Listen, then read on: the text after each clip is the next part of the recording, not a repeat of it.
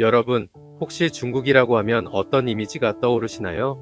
많은 사람들이 떠올리는 건 세계 2위 경제 대국, 고속 성장, 압도적인 인구 이런 것들이죠? 저 역시 그랬습니다. 세계의 주목을 받고 있는 이 거대한 나라, 중국에 대한 기대를 품고 있었죠. 특히 저는 세계 경제의 중심부에서 그들의 경제 성장을 직접 경험하게 될 기회가 생겼을 때 정말 설레기까지 했습니다. 주인공 에밀리는 뉴욕에 본사를 둔 글로벌 기업에서 일하는 유능한 직원입니다. 평소에도 다양한 국가로 출장을 다니며 많은 나라들의 경제와 문화를 직접 체험해왔죠. 하지만 이번에는 조금 특별한 출장입니다. 그녀는 중국으로 중요한 프로젝트를 위해 파견되었는데 중국이라는 거대한 경제 대국이 그녀의 새로운 목적지로 정해졌다는 소식에 큰 기대를 품고 있었습니다. 중국은 세계에서 가장 빠르게 성장하는 나라라고 들었어요. 경제 규모만 봐도 미국에 이어 2위라니 전 세계 사람들이 주목하는 나라잖아요. 이곳에서 어떤 경험을 하게 될지 너무 기대됐어요. 에밀리는 수많은 경제 기사를 통해 중국이 얼마나 큰 성장을 이루었는지 알고 있었습니다. 또 뉴욕에서도 중국의 기업들이 크게 성장하고 있다는 이야기를 자주 들을 수 있었죠. 거대한 인프라와 높은 기술력, 그리고 미래지향적인 도시들에 대한 이야기까지 중국은 그야말로 모든 것이 빠르게 발전하는 나라로 여겨졌습니다. 그래서 그녀는 이 출장에 대한 기대가 매우 컸습니다. 에밀리는 출발 전날 밤 짐을 챙기면서 이런 생각을 했습니다. 과연 중국은 어떤 모습일까? 그리고 나는 그곳에서 어떤 것을 배우고 느끼게 될까? 이런 설레는 생각 속에서 밤잠을 설쳤습니다. 마침내 에밀리는 뉴욕 JFK 공항에서 비행기를 타고 중국 베이징으로 향했습니다. 에밀리가 베이징 공항에 도착하자마자 느낀 것은 그곳의 압도적인 크기와 현대적인 시설이었습니다. 이곳은 그녀가 상상한 것보다 훨씬 더 웅장하고 최신식으로 설계된 모습이었죠. 공항에서 시내로 향하는 길에도 마찬가지였습니다. 높은 빌딩들이 끝없이 이어져 있고 거리는 깨끗하고 질서정연했습니다. 이거 정말 대단한데? 내가 들었던 이야기들이 진짜였나봐. 에밀리는 차창 밖으로 펼쳐진 도시 풍경을 보며 감탄했습니다. 베이징의 도심은 웅장함 그 자체였습니다. 거대한 고층 빌딩과 최신식 교통 시스템은 마치 미래 도시를 방불케 했죠. 특히 도시 한복판을 가로지르는 수많은 전기차와 자율주행차들이 그녀의 눈길을 사로잡았습니다. 와, 이런 걸 실제로 보게 될 줄이야. 이 정도면 미국보다 더 발전한 거 아닐까? 에밀리는 고층 빌딩 사이로 펼쳐진 깔끔한 거리를 보며 중국이 정말 빠르게 성장했음을 실감했습니다. 모든 것이 반짝이는 도시에서 에밀리는 더욱 큰 기대감을 품었습니다. 이곳에서 내가 경험하게 될 것은 분명 놀라운 것이겠지. 그런 생각을 하며 그녀는 곧장 호텔로 향했습니다. 호텔에 도착한 에밀리는 짐을 풀고 몇 시간을 쉬다가 바로 회사 일을 시작했습니다. 그녀는 뉴욕 본사에서 담당하고 있던 프로젝트를 중국 현지팀과 함께 진행해야 했기 때문에 중국에 도착한 지 얼마 되지 않아 여러 기업들과 미팅을 가지게 되었습니다. 미팅이 끝난 후 에밀리는 한가롭게 베이징 거리를 걸으며 도시에 대해 더 알아가기로 했습니다. 그러던 중 에밀리는 중국에 있는 대학 동창인 리우에게 연락을 받습니다. 리우는 에밀리가 다니던 대학에서 교환학생으로 왔던 친구로 지금은 베이징의 한 IT 스타트업에서 일하고 있습니다. 두 사람은 오랜만에 재회하게 되어 기쁜 마음으로 만났습니다.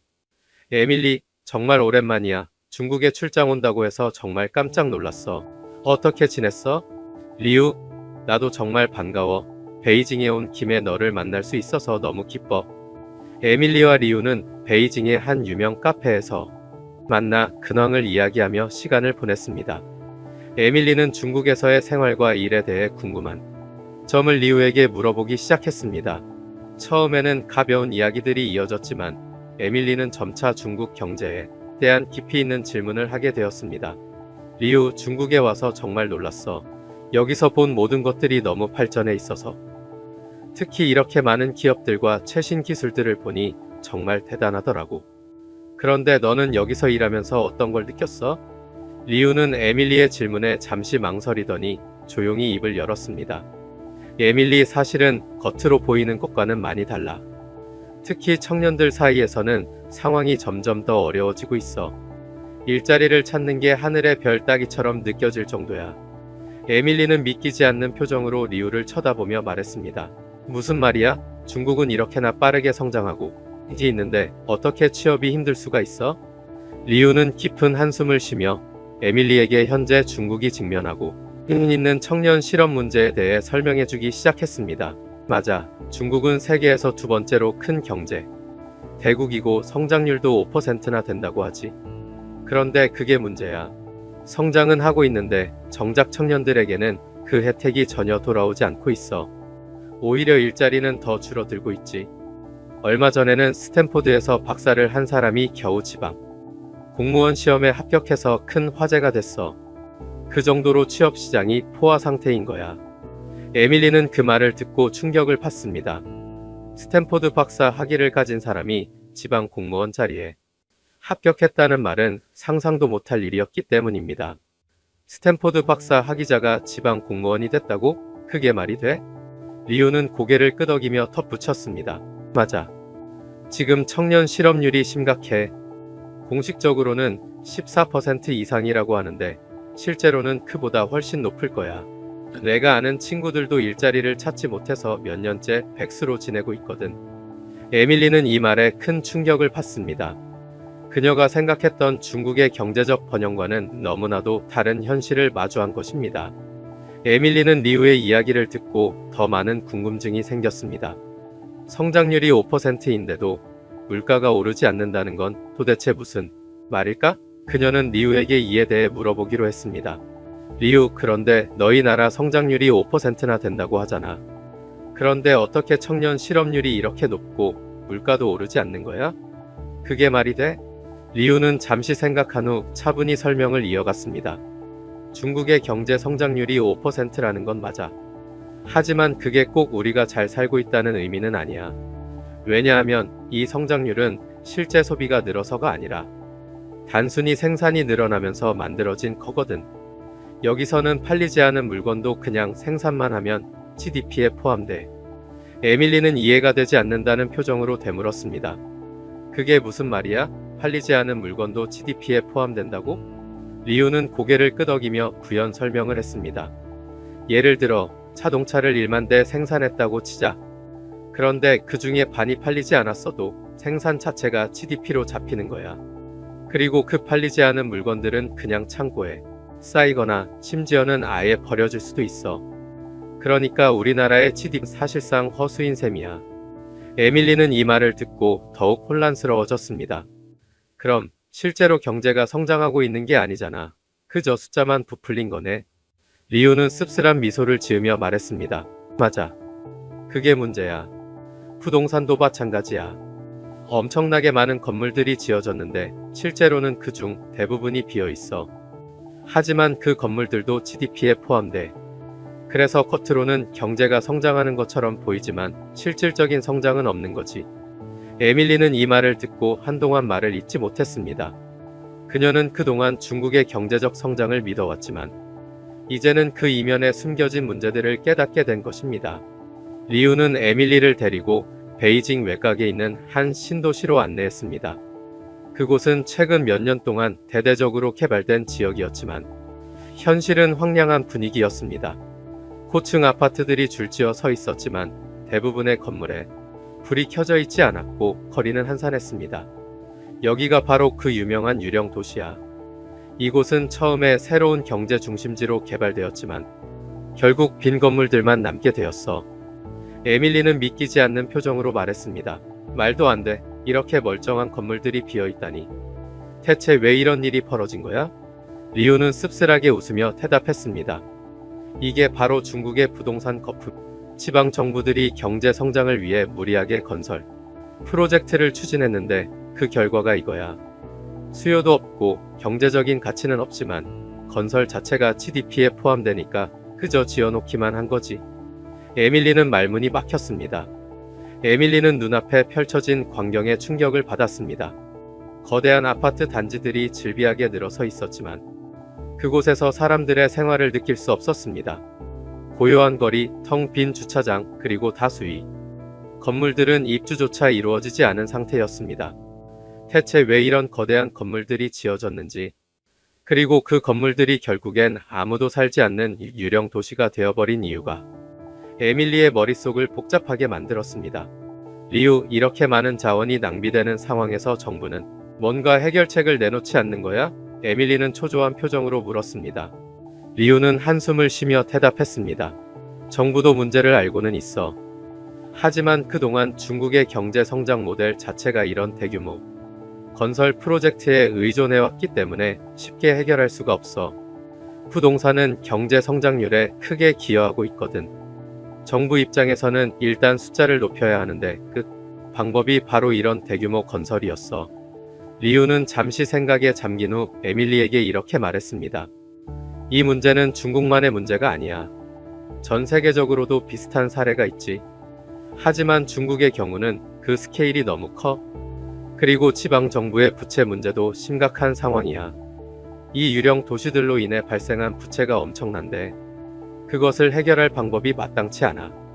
에밀리는 점점 더 복잡해지는 상황 속에서 어떻게 중국 경제가 이렇게까지 커질 수 있었는지, 그리고 이 위기를 어떻게 극복할 수 있을지에 대한 의문을 품게 되었습니다. 리우와 함께 한 그날 이후 그녀는 더 많은 사람들과 대화를 나누며 중국 경제의 여러 문제들을 더 깊이 파고 들어가기로 결심했습니다. 며칠 후 에밀리는 현지에서 경제 전문가로 활동하고 흥이 있는 장이라는 사람과 인터뷰를 하게 되었습니다. 장은 중국 내 경제 이슈를 다루는 저명한 학자로 최근에는 부동산 거품, 지방 정부의 부채 문제를 주제로 여러 논문을 발표한 바 있었습니다. 에밀리는 장과의 인터뷰를 통해 중국 경제의 실태를 더 구체적으로 파악하고자 했습니다. 장 교수님, 중국은 분명히 빠르게 성장하고 있는 경제 대국입니다. 하지만 제가 직접 본 중국은 그 성장이 겉으로만 번지르르하고 실제로는 문제가 많다는 느낌을 받았습니다. 이 부동산 문제와 지방 정부의 부채 문제가 도대체 어디서부터 시작된 건가요? 에밀리가 물었습니다. 장 교수는 차를 한 모금 마신 후 조용히 대답했습니다. 그 문제는 복합적이에요. 중국의 경제 성장은 주로 대규모 인프라 투자와 제조업에 의존해왔습니다.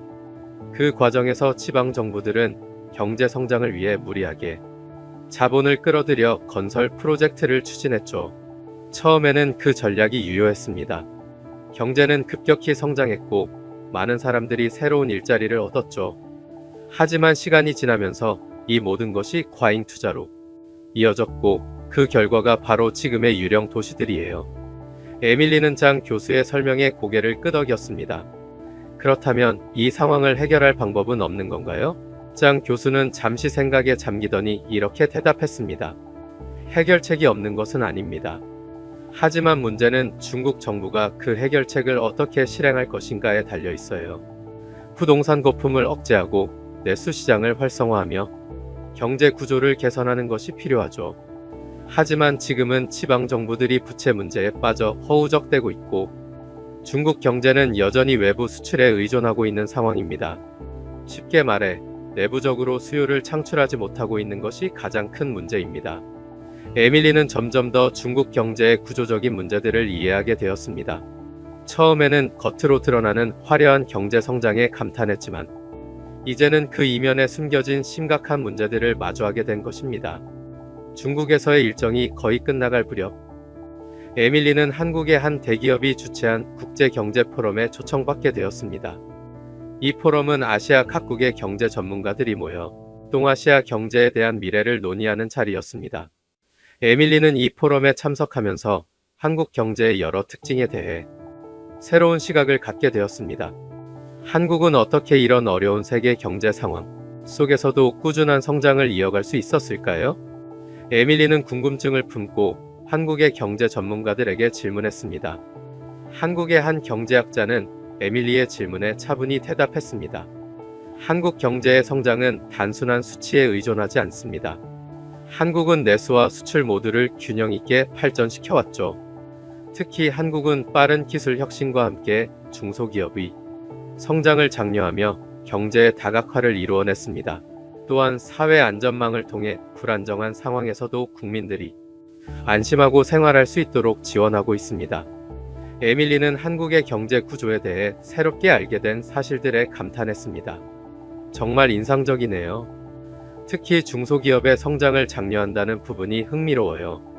중국에서는 대기업 위주로 경제가 돌아가는데 한국은 그와는 다른 방식으로 운영되고 있군요. 한국의 경제학자는 웃으며 덧붙였습니다. 그렇습니다. 한국은 대기업뿐만 아니라 중소기업의 혁신을 통해 경제를 타각화하고 있으며 이것이 장기적인 성장 동력으로 작용하고 있습니다. 또한 투명한 법제도와 강력한 사회 안전망이 뒷받침되어 있기 때문에 경제 위기 상황에서도 안정성을 유지할 수 있었죠. 에밀리는 한국 경제의 이면에 숨겨진 강점들을 이해하면서 자신이 그동안 알고 있던 경제 모델에 대한 인식을 새롭게 재정립하기 시작했습니다. 한국의 경제 시스템은 그녀에게 단순한 성장이 아닌 지속 가능성과 균형의 중요성을 일깨워 주었습니다. 출장 마지막 날, 에밀리는 베이징의 호텔 창밖을 바라보며 깊은 생각에 잠겼습니다. 중국의 겉으로 드러난 경제 성장과 그 이면에 숨겨진 문제들, 그리고 한국에서 발견한 경제적 안정성과 균형. 그녀는 두 나라를 비교하며 중요한 깨달음을 얻게 되었습니다. 단순히 경제 성장을 추구하는 것만이 답은 아니야. 성장 속에 내포된 문제들을 해결하지 못하면 그 성장은 언제든지 무너질 수 있는 모래성에 불과해. 에밀리는 이번 출장을 통해 겉으로 보이는 것만이 전부가 아니라는 중요한 교훈을 얻었습니다. 그리고 한국의 경제 모델에서 발견한 균형과 지속 가능성의 가치를 깨달았습니다. 한국은 단순한 성장에만 매달리지 않고 국민들의 삶이 질을 높이기 위한 여러 제도를 마련했어. 이 점이야말로 진정한 경제 성장의 의미 아닐까? 에밀리는 한국 경제의 장점들을 자신이 일하는 글로벌 기업에 적극적으로 공유하고 앞으로의 비즈니스 전략에도 반영해야겠다고 다짐했습니다. 또한 한국에 다시 방문해 그 나라의 문화를 더 깊이 이해하고 경제뿐만 아니라 사회 전반에 걸친 발전 요소들을 더 배워보고 싶다는 생각이 들었습니다. 한국은 정말 놀라운 나라야. 내가 알던 것보다 훨씬 더 깊은 가치를 가지고 있었어. 다음엔 꼭 다시 한국을 방문해서 더 많은 것을 경험해 봐야겠어. 이렇게 에밀리는 중국에서의 출장을 통해 새로운 교훈을 얻고 한국이라는 나라에 대한 깊은 인상을 안고 귀국길에 올랐습니다.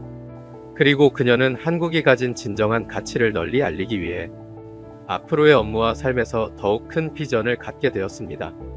여러분, 단순히 성장률만 높다고 해서 나라가 경제적으로 성공한 것은 아닙니다.